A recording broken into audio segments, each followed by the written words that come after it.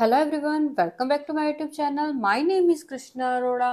तो आज का हमारा टॉपिक है यूकेजी क्लास का। तो लास्ट हमने यूकेजी क्लास के वीडियोस में ए और एन का यूज़ देखा था। आज हम देखेंगे कि छोटे बच्चों को द का यूज़ कैसे सीखा है। Use of the for UKG prep class. Let's start. अब हमारा थर्ड चैप्टर है use of the. Children, the is used before a naming word which has already been mentioned.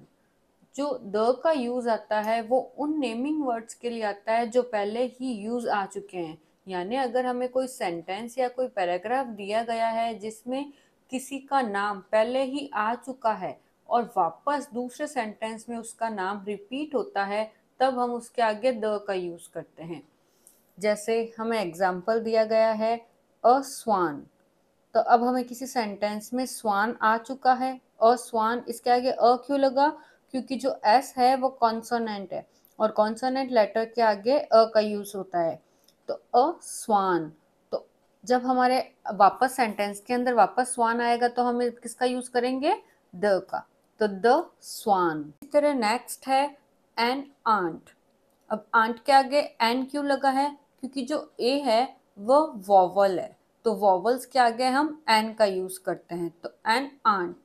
जब आंट वापस रिपीट होगा तब हम उसके आगे क्या लगाएंगे? द। तो द आंट। इसी तरह a book, the book.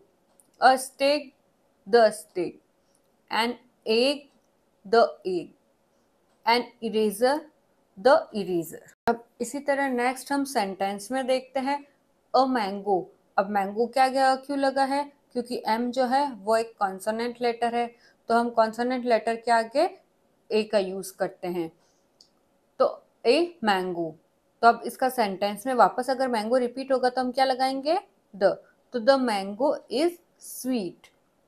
A peacock, the peacock is a bird. तो इसी तरह जब कोई नेमिंग वर्ड्स पहले यूज आ चुका है, पहले आ चुका है, वापस रिपीट होता है, तब हम उसके आगे द का यूज करते हैं। अब हम इसके पीछे के क्वेश्चन आंसर देखते हैं। Worksheet. Fill in the blanks with a and the. अब हमें ए एंड द का यूज करना है। तो ए और एन का यूज कैसे करते हैं वो मैंने मेरे लास्ट यूकेजी के वीडियो में बताया गया है, आप वहां जाकर देख सकते हैं। तो अब पहले लिखा गया है बर्ड। अब जो बर्ड है, अब बर्ड क्या है? बर्ड। तब नीचे लिखा गया है filling the blanks tiny bird.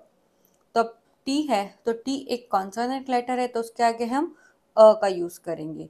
तो जैसे अ टीनी बर्ड। अब बर्ड पहले सेंटेंस में आ चुका है, अब वापस नेक्स्ट सेंटेंस में आया है filling the blanks bird has wings. तो वापस वर्ड रिपीट हुआ है तो आएगा the bird has wings. Next count. तो इसके आगे लगेगा अ फनी काउंट। तो the count has gone. Ink pot. अब ये आई है, अब आई के आगे किसका यूज करेंगे? ए या एन का? यस, एन का।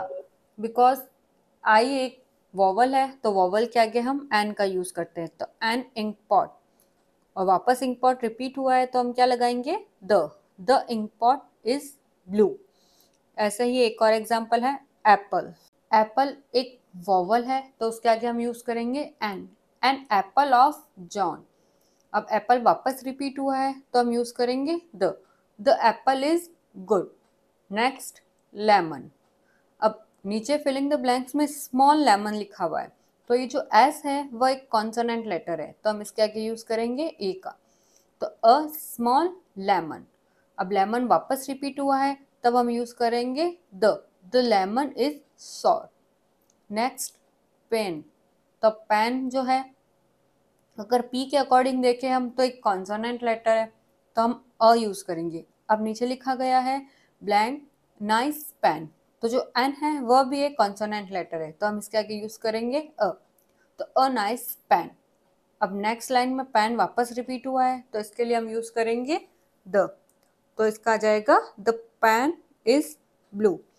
यानी जो नेमिंग वर्ड्स वापस रिपीट होते हैं हम उनके आगे द का यूज करते हैं। तो ये तो हुआ यूकेजी क्लास के लिए use of the.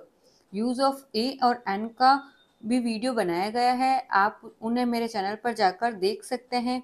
I hope आपको ये वीडियो अच्छा लगा होगा। इसी तरह के और वीडियोस के लिए मुझे सब्सक्राइब करें। Thank you for watching. Like, subscribe and share.